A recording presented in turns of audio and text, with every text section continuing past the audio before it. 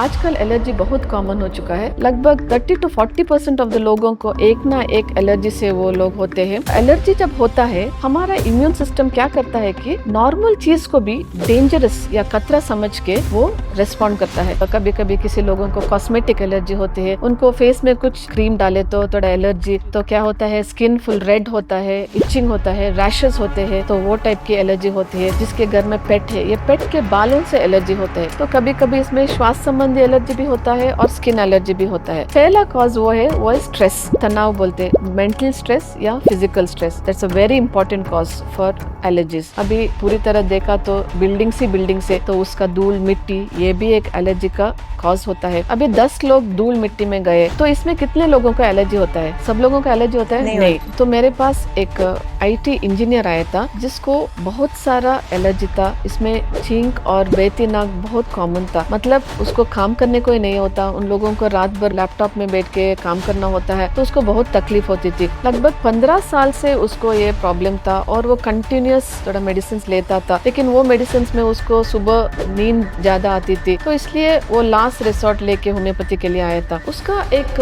Individual character लेने से हमें पता चलता है कि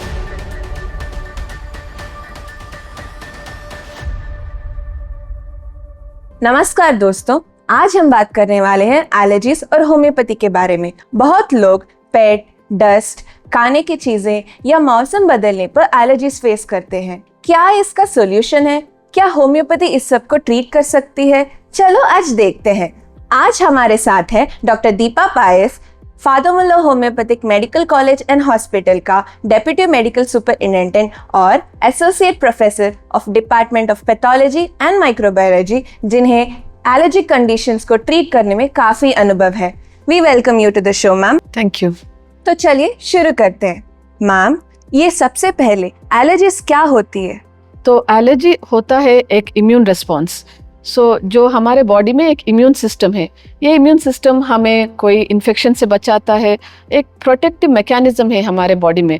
तो क्या होता है कि एलर्जी में ये इम्यून रिस्पॉन्स थोड़ा ज़्यादा होता है। तो मैंने बोला इम्यून रिस्पॉन्स वो ठीक इम्यून रिस्पॉन्स नहीं है, लेकिन ज़रूरत से भी ज़्यादा रिस्पॉन्ड करता है। और इस वर्ड में एलर्जी वर्ड जो है वो एक ग्रीक वर्ड से निकाला गया है। अगर उसको हम डिवाइड करें तो एलोस मतलब अदर और अर्गन मतलब रिएक्शन, तो इसी में होता है अदर रिएक्शन और अनवांटेड रिएक्शन। कई बार ऐसा होता है कि लोग सोचते हैं कि एलर्जी जो है रोग निरोधक शक्ति या सिस्टम कम होने से एलर्जी होता है, लेकिन ऐसा नहीं। एलर्जी होता है एक इम्यून रिस्पॉन्स जो जरूरत से भी ज्यादा होता है। हमने बहुत लोगों को एलर्जीज के बारे में बात करते सुना है, तो ये कितनी कॉमन है और सिर्फ कुछ ही लोगों में क्यों होता है? जरूर, आजकल एलर्जी बहुत कॉमन हो चुका है। लगभग 30 to 40% ऑफ द लोगों को एक ना एक एलर्जी से वो लोग होते हैं। और एलर्जी जब होता है, हमारा इम्यून सिस्टम क्या करता है कि नॉर्मल चीज़ को भी डेंजरस या खतरा समझ के वो रेस्पॉन्ड करता है। और मैंने बताया अभी बताया कि वो नॉर्मल रेस्पॉन्स नहीं, ज़रूरत से भी ज़्यादा रेस्पॉन्ड करता है। तो कैसा होता है कि किसी का इम्यून सिस्टम एक तरह का होता है और किसी का तो डिफरेंट इम्यून सिस्टम्स होते हैं। तो किसी का बहुत सेंसिटिव होता है और उन्हें एलर्जी होने लगती है। मैम, अगर किसी को एलर्जी होता है तो कैसा पता होता है? इनका कॉमन सिम्टम्स क्या क्या होता है?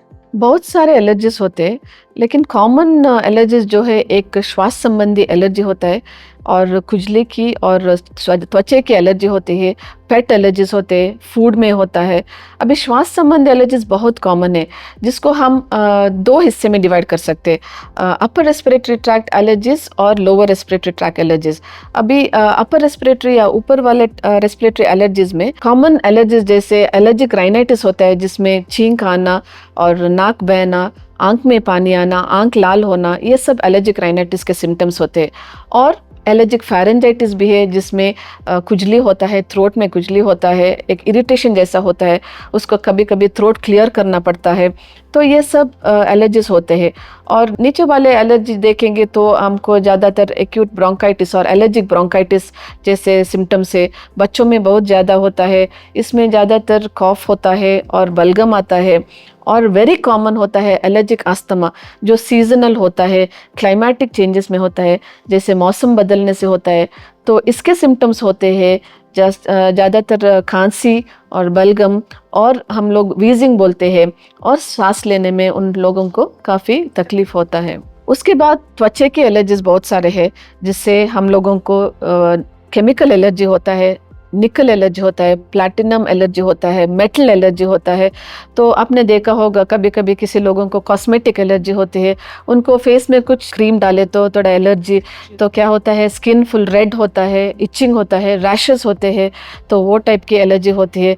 और थोड़े लोगों को कुमकुम एलर्जी होता है और चंदन एलर्जी होते हैं। कभी किसी को ईयरिंग डालने से वो आर्टिफिशियल ईयरिंग से एलर्जी होता है।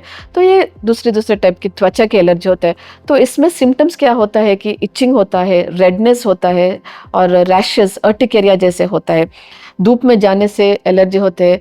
सो ये सब त्वचा के एलर्जी होते हैं। फिर आता है हमारा पेट एलर्जी, जिसके घर में पेट है, ये पेट के बालों से एलर्जी होता है। तो कभी कभी इसमें श्वास संबंधी एलर्जी भी होता है और स्किन एलर्जी भी होता है। और एक इम्पॉर्टेंट है फूड एलर्जी, आजकल बहुत ज़्यादा है। फूड एलर्जी में ज़्यादातर मिल्क एलर्जी होता है, पीनट एलर्जी होता है, सोया खाने से एलर्जी होता है, और कुछ लोगों को सी फूड से एलर्जी होता है, जैसे मच्छी खाने से, झींगा खाने से, क्रैब्स खाने से। तो इसमें क्या होता है कि इनको थोड़ा वॉमिटिंग सेंसेशन जैसे पेट फूलना, फुलनेस ऑफ द एब्डोमेन हम बोलते हैं, लूज मोशन होता है, ये सब एलर्जी के सिम्टम्स होते हैं। तो मेरे पास एक पेशेंट आया था जिसको कुमकुम एलर्जी था। तो वो लेडी मुझे बोल रही थी कि kumkum is very important for them. वो एक मैरिड औरत थी, तो उसको कुमकुम डालने से एलर्जी होता था। तो शी वॉज रियली हेल्पलेस। जब वो आई तो हमने उसका थोड़ा केस लिया और उसको ट्रीट किया, और after about 6 to 8 months of treatment उसको वो kumkum allergy it completely went off. So ऐसे बहुत सारे केसेस है। और एक लेडी आई थी जिसको IG levels were very high. अभी normal IG levels which we test for allergy, actually it should be within 100 से कम होना चाहिए, लेकिन इस पेशेंट की IG लेवल्स था more than 3000। After about 6 to 8 months of treatment उसके IG लेवल्स कम हो गया, it's come up to 1000 now and she is really doing well. Ma'am, अब थोड़ा कॉजेस की तरफ आते हैं। ये एलर्जीज क्यों होती है? एलर्जीज इसके लिए बहुत कॉजेस है, हम उसको मल्टीफैक्टोरियल कॉजेस बोलते हैं। पहला कॉज वो है स्ट्रेस, तनाव बोलते हैं, मेंटल स्ट्रेस या physical stress. That's a very important cause for allergies. और दूसरा होता है परिसर मालिन्य से, environmental pollution, we live in a world of pollution. और एक होता है मॉडर्नाइजेशन, अभी पूरी तरह देखा तो बिल्डिंग्स ही बिल्डिंग से, तो उसका धूल मिट्टी, ये भी एक एलर्जी का कॉज होता है। और एक कॉज होता है हमारा lifestyle, very important, because of irregular lifestyle, irregular diet. अभी घर में कौन खाना खाता है? सब लोग बाहर से ही खाना खाते हैं। अभी बाहर के खाने में क्या होता है, ज़्यादातर शुगर्स, प्रोसेस्ड फूड और टेस्ट मेकर्स, ये सब ऐड करते हैं, तो इसमें नेचुरल फूड नहीं है। तो ये सब कॉजेस होता है। तो मैम, ये डस्ट ये कॉज नहीं होता है क्या? देखिए, ये डस्ट, ये पोलन और ये मैंने अभी बोला था पेट के बाल, ये सब ट्रिगर्स होते हैं।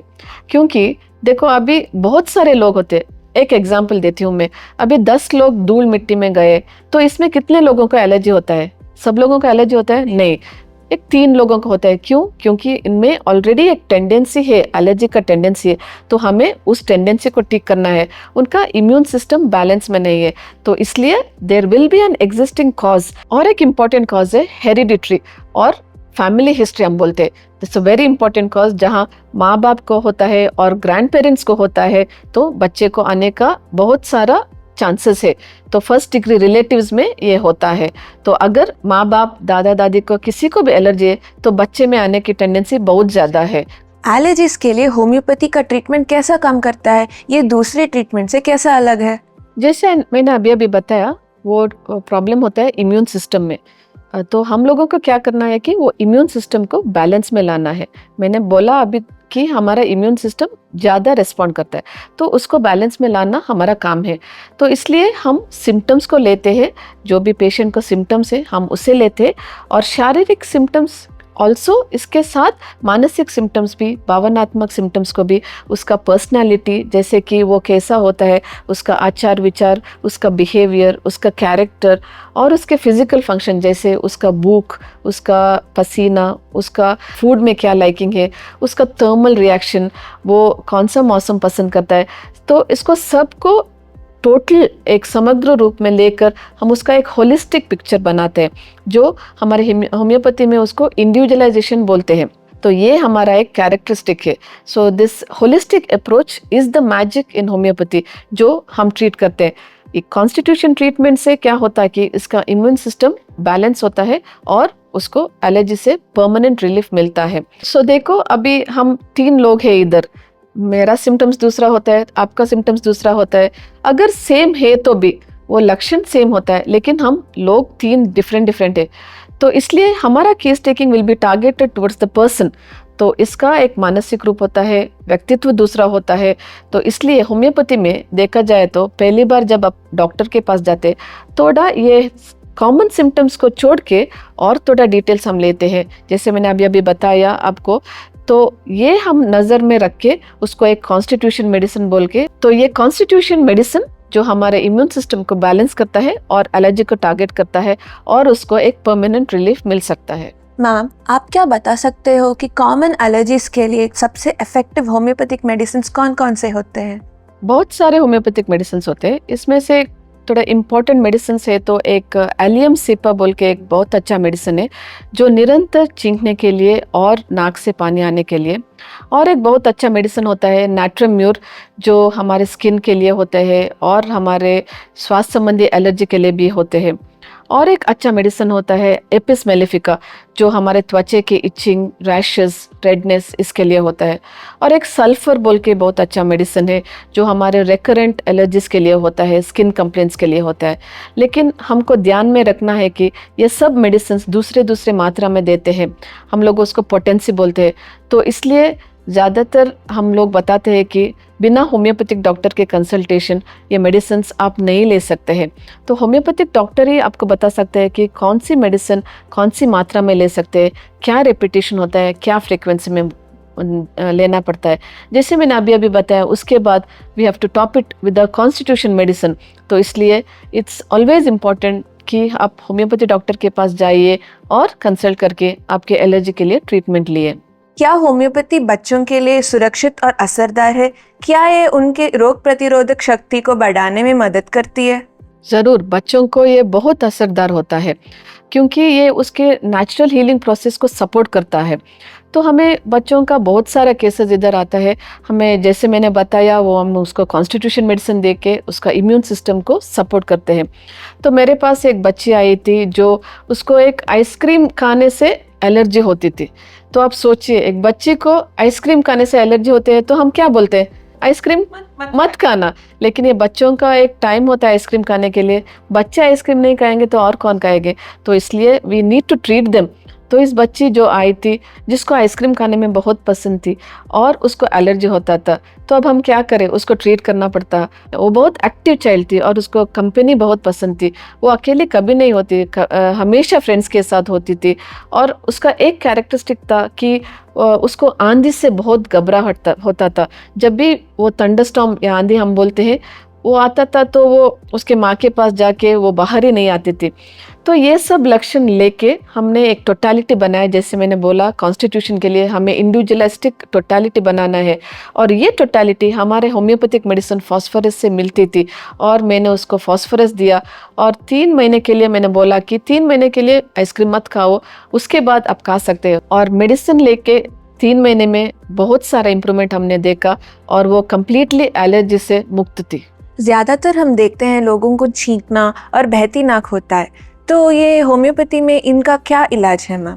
देखिए, छींक और बहती नाक के लिए होम्योपैथी में बहुत सारे मेडिसिन है। जैसे साबाडेला बोल के एक बहुत अच्छा मेडिसिन है जो कंटिन्यूस छींक के लिए होता है। एलियम सेपा जैसे मैंने बोला छींक और बहती नाक के लिए होती है। तो मेरे पास एक IT इंजीनियर आया था जिसको बहुत सारा एलर्जी था, इसमें छींक और बहती नाक बहुत कॉमन था। मतलब उसको काम करने को ही नहीं होता, उन लोगों को रात भर लैपटॉप में बैठ के काम करना होता है, तो उसको बहुत तकलीफ होती थी। लगभग 15 साल से उसको ये प्रॉब्लम था और वो कंटिन्यूस थोड़ा मेडिसिन लेता था, लेकिन वो मेडिसिन में उसको सुबह नींद ज़्यादा आती थी।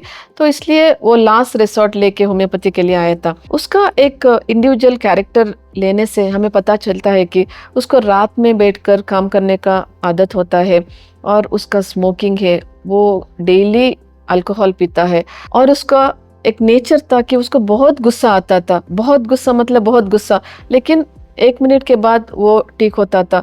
उसने बताया कि मेरा गुस्सा बहुत ज़्यादा है।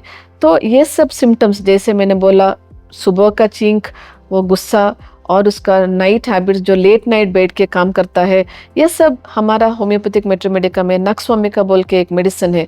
तो ये नक्सवामिका लगभग 5 से 6 महीने वो मेडिसिन हमने डिफरेंट रेपिटेशंस में हमने उसको दिया और उसका आईजी लेवल्स भी हमने चेक किया था। 1200 जैसा आईजी लेवल्स था उसका, और 6 महीने के बाद जब हमने देखा ऑलमोस्ट 300 तक वो आईजी लेवल्स कम हो गया। तो उसने बोला कि ये मेडिसिन लेके उसको बहुत कंफर्टेबल फील हो रहा है, उसका काम करने का वो क्या बोलते हैं हम वर्क एफिशिएंसी इंप्रूव हो गया है, तो उसका मॉर्निंग टाइम में उठने को कोई प्रॉब्लम नहीं होता है। और उसने कम्प्लीटली दूसरा मेडिसिन स्टॉप किया, he is only on homeopathic treatment, और उसका एक लाइफस्टाइल भी थोड़ा चेंज हो गया और he is doing well now. Ma'am, आजकल देखते हैं कई लोगों को डेयरी प्रोडक्ट्स या ग्लूटेन से, मच्छी झींगा खाने से एलर्जी होता है। क्या होम्योपैथी इन सब को भी ट्रीट कर सकती है? ज़रूर, ये सब को भी होम्योपैथी में इफ़ेक्टिव ट्रीटमेंट है। जैसे मैंने अभी बताया, ज़्यादातर सिम्टम सिमिलैरिटी में ही हम ट्रीट करते हैं। और ऑल्सो मैंने बताया कि हम कॉन्स्टिट्यूशन ट्रीटमेंट, तो ये कॉन्स्टिट्यूशन हमारा एक गोल्डन रूल होता है। कोई भी आए तो, कोई पेशेंट आए तो ये कॉन्स्टिट्यूशन हम ज़रूर लेते हैं। फर्स्ट टाइम जब आए तो हम लक्षण आधारित चिकित्सा देते, जो सिम्टम्स लेकर आते उसके लिए देते। उसके बाद अगर ये सिम्टम्स कम हो गया तो हम उसको कॉन्स्टिट्यूशन ट्रीटमेंट देते हैं। तो मेरे पास एक 11 साल का एक लड़का आया था जिसको मिल्क एलर्जी था, और उसका माँ का कहना था कि उसको मिल्क दूध पीना है क्योंकि उसको तंदुरुस्त रहने के लिए उसको मिल्क पीना है। लेकिन इस बच्चे को जब भी वो दूध पीता है तो उसमें पेट में थोड़ा ब्लोटिंग जैसे, पेट फुल होने का, और उसको ऑल्सो कॉन्स्टिपेशन का प्रॉब्लम था। उसका हार्ड स्टूल्स होता था, डेली वो मोशन नहीं करता था, 2-3 दिन में बहुत हार्ड होता था।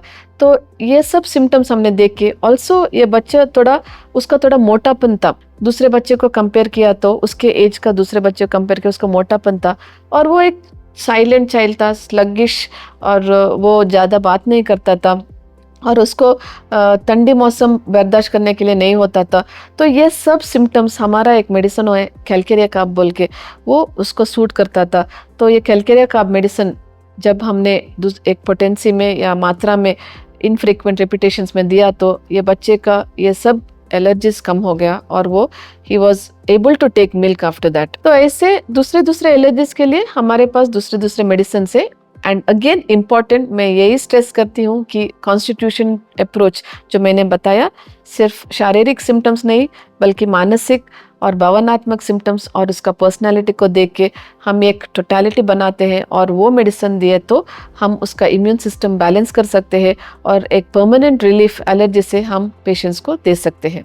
मैम, क्या अगर किसी को होम्योपैथिक ट्रीटमेंट लेना है तो कितने टाइम तक लेना है? क्या उसका कोई फिक्स्ड ड्यूरेशन है? या देखिए, अगर एलर्जी माइल्ड है तो 2-3 हफ्ते में हम इम्प्रूवमेंट देख सकते हैं, लेकिन अगर वो बहुत पुरानी है, क्रॉनिक है, बहुत साल से है, तो थोड़ा टाइम लगेगा। एटलीस्ट 3 to 6 मंथ्स के लिए उनको मेडिसिन लेना है। कभी कभी 6 to 8 मंथ्स को भी हम मेडिसिन देते हैं। तो they have to continue the medicine, regular medicine follow ups लेना है, फॉलोअप्स के लिए आना है, और उनको एक परमानेंट रिलीफ मिल सकता है। क्या होम्योपैथी ट्रीटमेंट के साथ लाइफस्टाइल में भी कोई चेंजेस करने का ज़रूरत है मैम? डेफिनेटली लाइफस्टाइल चेंजेस बहुत ज़रूरी है ट्रीटमेंट के साथ। तो पहले मैंने एक कॉजेस में बोला था कि stress is an important cause, तो तनाव कम करने का है, और ये ऑल टुगेदर एक डिफरेंट टॉपिक है कैसे करने का, but yes, stress has to be managed, और हमारे डेली जीवन शैली थोड़ा चेंज करना है। टाइम टू टाइम खाना खाना है, बहुत सारा पानी पीना है, ज़्यादातर घर का फूड खाना है, बाहर का थोड़ा कम ऑर्डर करना है, और हमारे एक्सरसाइज में थोड़ा ध्यान देना है। डेली योगा कर सकते हैं, मेडिटेशन कर सकते हैं। ओवरऑल हम लोगों को एक माइंड फ्री रहना है with good vibes, positive thoughts, ये सब रख के उसके साथ हम ये ट्रीटमेंट किया तो एलर्जी बहुत अच्छे से ट्रीट हो सकते हैं, उसमें एक परमानेंट क्योर मिल सकता है। आखिर में एक इम्पॉर्टेंट सवाल, क्या आपको लगता है कि फ्यूचर में एलर्जिक कंडीशंस के लिए लोग होम्योपैथी की तरफ शिफ्ट होंगे? क्या इसमें फ्यूचर है? हाँ, तो एक रिसेंट सर्वे जो मैंने देखा, इसमें 20 करोड़ लोग ऑलरेडी होम्योपैथी मेडिसिन ले रहे, तो मेरे ख्याल से और भी लोग होम्योपैथी पे भरोसा करके ट्रीटमेंट लेंगे और उनके सब प्रॉब्लम्स के लिए होम्योपैथी को फर्स्ट लाइन ऑफ ट्रीटमेंट करेंगे। मैम, ये सब जानकारी हमें और हमारे व्यूअर्स के लिए बहुत मूल्य थी। एलर्जी क्या होती है, उनका कारण क्या होता है, उनके लक्षण क्यों होते हैं और होम्योपैथी इस एलर्जिक कंडीशंस को कैसे ट्रीट करते हैं। Thank you so much ma'am. Thank you. अगर आपको एलर्जिक कंडीशंस में कोई डाउट है तो कमेंट सेक्शन में डालिएगा और होम्योपैथी के बारे में और जानने के लिए हमें सब्सक्राइब कीजिए। Thank you.